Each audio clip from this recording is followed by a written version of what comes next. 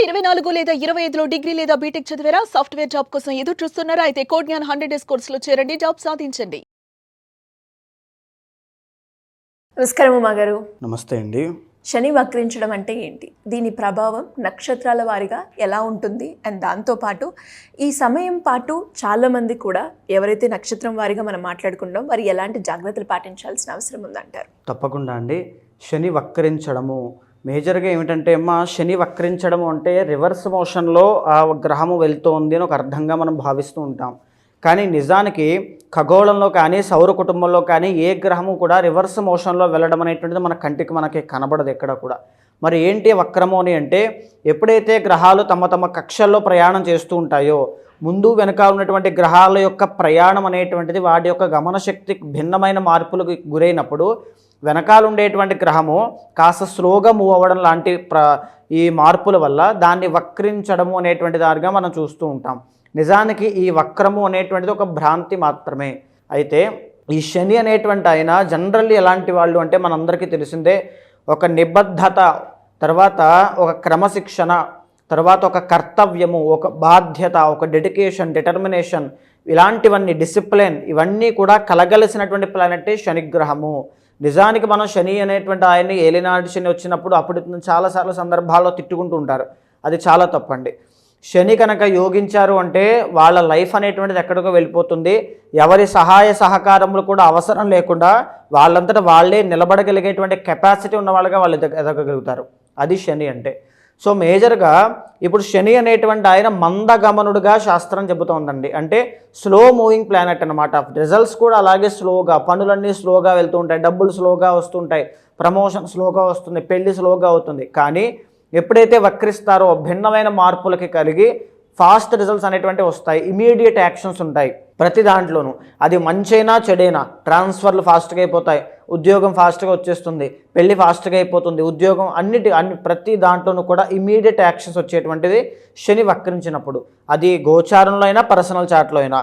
So ఇక్కడ జరిగినటువంటి మార్చి 30వ తారీఖు దగ్గర అండి, శని ఎప్పుడైతే మీనరాశిలోకి ఎంటర్ అయ్యారో అప్పటి వరకు ఏలినాటి శనిలో ఉండేటువంటి మకర రాశి వాళ్ళకి ఏలినాటి శని విడిపోయింది. కుంభ, తర్వాత మీన, తర్వాత మేషరాశుల వాళ్ళకి ఏలినాటి శని అనేటువంటిది ఇప్పుడు ప్రజెంట్ నడుస్తోంది. తర్వాత మిథున రాశి వాళ్ళకి కంటక శని ప్రారంభమైంది, సింహరాశి వాళ్ళకి అష్టమ శని ప్రారంభమైంది, ధనస్సు రాశి వాళ్ళకి అర్ధాష్టమ శని ప్రారంభమైంది. ఇప్పుడు ఈ శని వక్రించడం మూలాన మీనంలోంచి కుంభంలోకి ఆయన యొక్క ప్రయాణము పూర్వాభాద్ర ఉత్తరాభాద్ర నక్షత్రాల గుండా ప్రయాణం అవుతుండడం మూలాన కుంభరాశిలో శని ఉంటే ఎలాంటి ఫలితాలు ఉంటాయో అలాంటి ఫలితాలు కూడా ఇస్తారు. సో అలాంటప్పుడు ఏం జరుగుతుంది, మళ్ళా ఈ యొక్క వృషభ రాశి వాళ్ళకి కంటక శని యాక్టివేట్ అవుతుంది, కర్కాటక రాశి వాళ్ళకి అష్టమ శని యాక్టివేట్ అవుతుంది, వృశ్చిక రాశి వాళ్ళకి అర్ధాష్టమ శని యాక్టివేట్ అవుతుంది. అలాగే మకర రాశి వాళ్ళకి కూడా మళ్ళా ఏలినాటి శని యొక్క ప్రభావము ఈ 4 మాసాలు ఉండే అవకాశాలు ఉంటాయి. ఎప్పటి వరకు? జూలై 18వ తారీఖు మొన్న జరిగినటువంటి దాని నుంచి మనం ఆల్రెడీ మాట్లాడుకుంటూ ఉన్నామండి ఈ విషయంలో. నవంబర్ 27వ తారీఖు వరకు సుమారుగా 140 రోజుల పాటు 4.5 మాసాలు ఈ శని వక్రము అనేటువంటిది కలగడం జరిగింది. సో ఈ పీరియడ్ ఆఫ్ టైంలో చాలా భిన్నమైన మార్పులు ప్రతి నక్షత్రానికి, ప్రతి రాశికి అన్ని విధాలుగా కలుగుతోంది. కాబట్టి ఒక్కొక్కటి మనం ఎలా ఉంటుంది అనేటువంటిది చూద్దామమ్మా. మరి మీరు అన్నట్టుగానే ఉత్తర నక్షత్రం వారికి కనుక మనం చూసుకున్నట్లయితే ఈ 4 నెలల పాటు వారు ఎలాంటి జాగ్రత్తలు పాటించాల్సిన అవసరం ఉందంటారు మగారు? తప్పకుండా అండి. ఉత్తరా నక్షత్రము 1వ పాదం అనేటువంటిది సింహరాశిలో సంచారం చేస్తూ ఉంటే 2, 3, 4 పాదములు కన్యారాశిలో సంచారం అనేటువంటిది జరుగుతూ ఉంటుంది. ప్రధానంగా ఉత్తరా నక్షత్రం 1వ పాదానికండి ఈ యొక్క శని అనేటువంటి ఆయన అష్టమ స్థానంలోకి ఎంటర్ అవ్వడం మూలాన సహజమైనటువంటి రుజుమార్గంలో ఉన్నంత వరకు వీళ్ళకి అష్టమ శని అనేటువంటిది నడిచింది మొన్నటి వరకు. అంటే వాహన ప్రమాదములు, గాయములు, ఆర్థిక ఇబ్బందులు, ఆర్ లేకపోతే మానసిక అశాంతి కుటుంబంలో, ఇలాంటివన్నీ కూడా ప్రభావాలు. ఎప్పుడైతే శని వక్రించారో ఉత్తరా నక్షత్రం 1వ పాదం ఉన్న వాళ్ళకి మేజర్గా అష్టమ శని యొక్క ప్రభావము తగ్గి 7వ స్థానంలో శని ఉంటే ఎలాంటి ఫలితాలు ఉంటాయో అలాంటివి ఇచ్చే అవకాశం ఉంటుంది. అంటే ఎలాంటివి ఉంటాయి? వైవాహిక జీవితంలో కాస్త జాగ్రత్తగా ఉండాలి. ఈ గాయాలు, తర్వాత వాహన ప్రమాదములు, ఆర్థిక సమస్యలు, రుణ బాధలు, వీటన్నిటి నుంచి తెలియనటువంటి గొప్ప ఉపశమనం పొందే అవకాశం ఉంటుంది. అది ఓన్లీ ఆ కేటగిరీస్లో మాత్రమే ఉంటుందండి. కానీ ఇక్కడ ఫైనాన్షియల్ డౌన్ అనేటువంటిది పార్ట్నర్షిప్లో మోసపోవడం లాంటివి కానీ, వైవాహిక జీవితంలో ఇబ్బందులు పడడం కానీ, బిజినెస్లో అప్స్ అండ్ డౌన్స్ కానీ చూసే అవకాశం మళ్ళీ కనబడుతుంది. సో ఈ 4 months కూడా చాలా జాగ్రత్తగా వీళ్ళు వ్యవహారం చేయాలి అని చెప్పచ్చు. రెండూ కూడా కాస్త దోషప్రదమైనవే కాబట్టి సో మేజర్గా ఏం చేయాలి అంటే ప్రతి శనివారము శనికి తైలాభిషేకము అనేటువంటిది తప్పకుండా చేయించండి. అయితే శనికి 3, 7, 10 దృష్టులు ఉన్నాయని మనం మాట చెప్పుకుంటూ ఉన్నామండి. 3వ దృష్టి అయినటువంటి వృషభ రాశి, సింహరాశి వాళ్ళకి 10వ స్థానం అవ్వడము. మేజర్గా దీనివల్ల ఏమిటంటే అండి, తిరగాల్సినటువంటి పరిస్థితులు రావడం, అంటే ట్రావెలింగ్ ఖచ్చితంగా చేయాల్సినటువంటి పరిస్థితులు కెరీర్లో వస్తాయి. అంటే జాబులో ట్రాన్స్ఫర్స్ కావచ్చు, డైలీ అప్ అండ్ డౌన్ చేయాల్సిన పరిస్థితులు కావచ్చు, ఆర్ ఎనీథింగ్, బయటకు వెళ్ళి గ్రౌండ్ లెవెల్ వర్క్ చేయడం, ఇలాంటివన్నీ కూడా ఎదురయ్యే అవకాశములు వీళ్ళకి ఇక్కడి నుంచి 4 మాసాలు కనబడుతున్నాయని చెప్పొచ్చండి. అయితే దీంతో పాటుగా ఉత్తర 1వ పాదం వాళ్ళకి శని 7వ దృష్టి అయినటువంటి కన్యారాశి 2nd హౌస్ అవ్వడం మూలాన ఫైనాన్షియల్ ప్రాబ్లమ్స్ విషయంలో, ఎస్పెషల్లీ వైవాహిక జీవితంలో చాలా కేర్ఫుల్గా ఉండాలి. ఇందాక మనం చెప్పుకున్నాం కదండి 7th హౌస్ పై దృష్టి, సేమ్ అదే ఫలితాలు ఇక్కడ కూడా వర్తిస్తాయన్నమాట.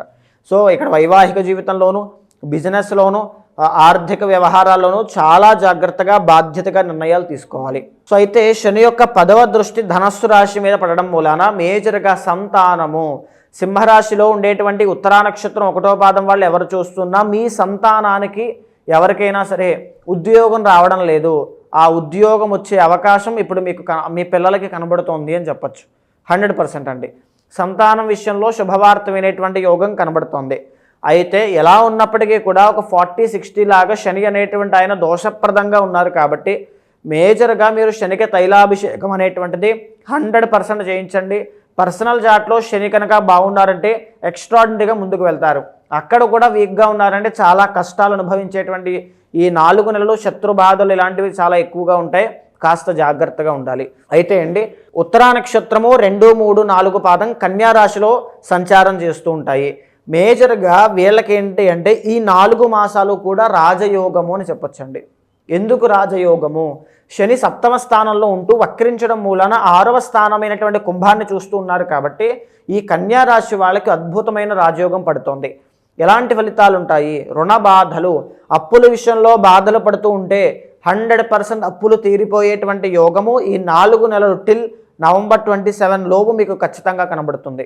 అదేవిధంగా శత్రు బాధలు, కుటుంబంలో ఉండేటువంటి శత్రువులు కావచ్చు, లేకపోతే బయట ఉండేటువంటి శత్రువులు కావచ్చు, మీ అంతఃశత్రువులు కావచ్చు, ఈ 4 మాసాల్లో మిమ్మల్ని మీరు సరిచేసుకోవడం, మీ లోటుపాట్లు తెలుసుకుని సరిదిద్దుకోవడం, మిమ్మల్ని మీరు బెటర్ వెర్షన్లా ప్రజెంట్ చేయడం, స్కిల్ డెవలప్ చేసుకోవడం, ఎవ్రీథింగ్ అన్నీ కూడా మీ లైఫ్లో day to day life routine అంతా కూడా చేంజ్ చేసుకుని ఒక బెటర్ వెర్షన్లా ప్రజెంట్ చేయడానికి మీరు కష్టపడే అవకాశాలు ఉంటాయి.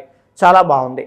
ఇదే కాకుండా హెల్త్ ఇష్యూస్ అండి, ఆరోగ్య సమస్యల విషయంలో ఇబ్బందులు పడేటువంటి కన్యా రాశి వాళ్ళకి కూడా ఇక్కడి నుంచి చాలా శుభ ఫలితాలు కనబడుతున్నాయి. కాకపోతే ఒక్క ఇబ్బంది ఏమిటి అంటే మానసిక అశాంతి అనేటువంటిది చాలా తీవ్రంగా పెరుగుతుందండి. తెలియనటువంటి అశాంతి అంటే ప్రశాంతత లేకపోవడం, ఓవర్ థింకింగ్, యాంగ్జైటీ, డిప్రెషన్, భయము, ఇలాంటివన్నీ కూడా వచ్చే అవకాశాలు చాలా ఎక్కువగా ఉంటాయి. మేజర్గా ఆ విషయంలో జాగ్రత్త చూసుకోండి. మీ జాతకంలో చంద్రబలము అనేటువంటిది బాగుండాలి. కన్యా రాశి వాళ్ళు గణపతి ఆరాధన చేస్తే అద్భుతమైన ఫలితాలు ఉంటాయని ప్రతి దాంట్లో మనం చెప్పుకున్నామండి. ఈ సందర్భంలో కూడా నేను చెప్పేటువంటిది ఏంటి అంటే కన్యా రాశి వాళ్ళకి ప్రధానంగా ప్రతి శనివారము శనికి తైలాభిషేకం చేస్తూనే గణపతి యొక్క ఆరాధన. ఏ గణపతి ఆరాధన?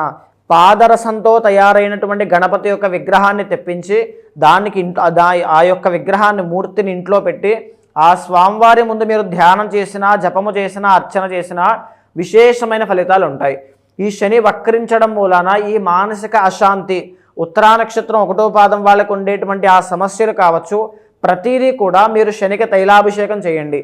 లేదా మీ పర్సనల్ చార్ట్ తీసుకురండి. అక్కడ శని బలం ఎలా ఉంది, ఎలాంటి జాగ్రత్తలు తీసుకోవాలి, ఎక్కడ జాగ్రత్తగా ఉండాలి, ఏ పీరియడ్ ఆఫ్ టైంలో ఇబ్బందులు కనబడుతూ ఉన్నాయి, ప్రతిదీ కూడా మీకు వివరంగా చెప్తాను. దాన్ని బట్టి మీరు జాగ్రత్తలు తీసుకోండి. మరి మీరు అన్నట్టుగానే ఇంకా ఎవరికైనా కూడా శని వక్రించడం వల్ల కావచ్చు, లేదంటే ఇంకా ఇతర సమస్యతోటి ఎవరైనా కూడా ఎదుర్కొన్నప్పుడు ఆస్ట్రాలజీ పరంగా రెమెడీ చేయించుకోవాలి అన్న వాళ్ళు ఎవరైనా కూడా మిమ్మల్ని అప్రోచ్ అవ్వాలి అంటే ఎలా ఉంటుంది? తప్పకుండా అమ్మ.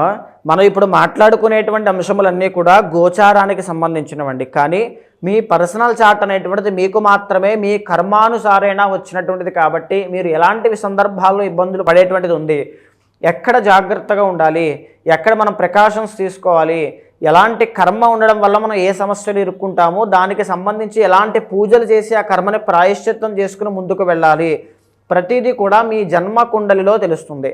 సో ఎవ్రీథింగ్ అన్నీ కూడా అండి. అయితే మీ జన్మ కుండలి ఎవరైనా సరే అలాంటి వాళ్ళు ఉంటే కనుక, అనుకుంటే కనుక మీకు కింద కనిపించే నెంబర్కి కాల్ చేస్తే మా వాళ్ళు మీకు పూర్తి వివరాలు అందిస్తారు. మీ యొక్క జన్మ కుండలి చూసిన తర్వాత నవాంశ, దశాంశ ఎవ్రీథింగ్ అన్నీ చూసిన తర్వాత గోచారంతో సమన్వయం చేస్తూ, చాలామందికి నేను ఇదవ్వాలి అదవ్వాలని కోరికలు ఉంటాయండి. ఏ మార్గంలోకి వెళ్ళాలో తెలియదు, అసలు నిజంగా అవుతానో లేదో తెలియదు, లైఫ్ని రిస్క్లో పెడుతున్నానని ఒక భయం ఉంటుంది. అలాంటి వాళ్ళైనా, హెల్త్ ఇష్యూస్ అనేటువంటివి తీవ్రంగా ఉండి ఎలాంటి రెమెడీ ఫాలో అవ్వాలో తెలియటువంటి వాళ్ళకైనా ఖచ్చితంగా మీరు జాతకం తీసుకురండి. మీకు ఒక ప్రాపర్ రెమెడీ అనేటువంటి చెప్తాను. ఏవైనా దోషాలు ఉంటే శాంతి పరిహారములు మీతో ఆచరింపజేసి భగవత్ అనుగ్రహం కలిగేలా చేస్తాను. థ్యాంక్ యూ ఉమా గారు, థ్యాంక్ యూ సో మచ్. నమస్తే అమ్మా.